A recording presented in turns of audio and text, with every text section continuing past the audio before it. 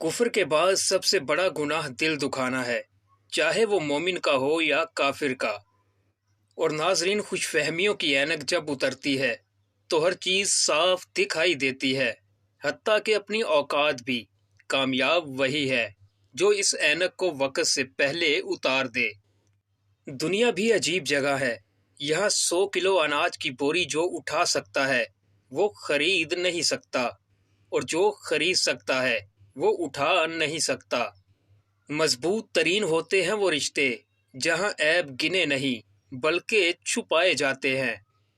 ناظرین، خاموش ہو جانے کا مطلب مطمئن ہو جانا نہیں ہوتا۔ اس کا مطلب یہ بھی ہو سکتا ہے کہ آپ سر ٹکرا ٹکرا کر تھک گئے ہو۔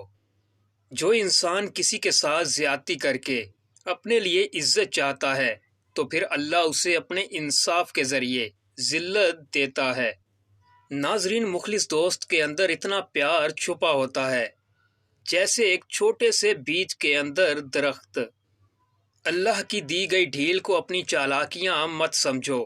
وہ جب رسی کھینچتا ہے تو انسان منہ کے بل گرتا ہے۔ زندگی میں ایسے لوگ شامل کرو جو آئینہ اور سایہ بن کر ساتھ رہے، کیونکہ آئینہ جھوٹ نہیں بولتا اور سایہ ساتھ نہیں چھوڑتا۔ اگر آپ کسی اور کی طرح بننے کی کوشش کر رہے ہیں تو یقین جانیے آپ اپنے آپ کو ضائع کر رہے ہیں۔ سجدوں میں گرنے سے پہلے ایسے لوگوں کو گلے لگائیں جو آپ کی وجہ سے اذیت کے اندر مبتلا ہیں، کیونکہ دل آزاریاں معاف نہیں ہوتی۔ تکلیف دہ باتوں کی جگہ دل میں نہیں بلکہ قدموں تلے ہوتی ہے۔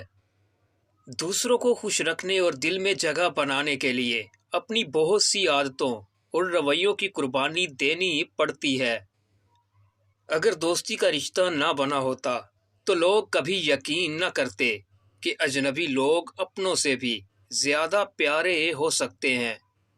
ناظرین، اصل مرد عورت کی آنکھ سے نکلے آنسو کو اپنے عشق کی توہین سمجھتا ہے۔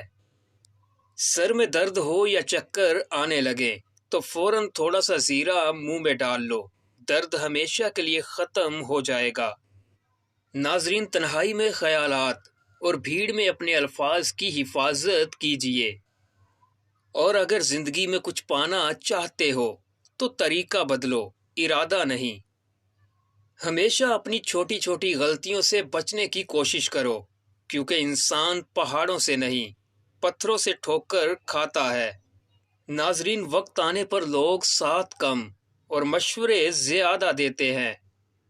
شدید دکھ ہوتا ہے جب ہم کسی پر اندھوں کی طرح اعتماد کرتے ہیں اور وہ ثابت کر دے کہ واقعی آپ اندھے ہیں۔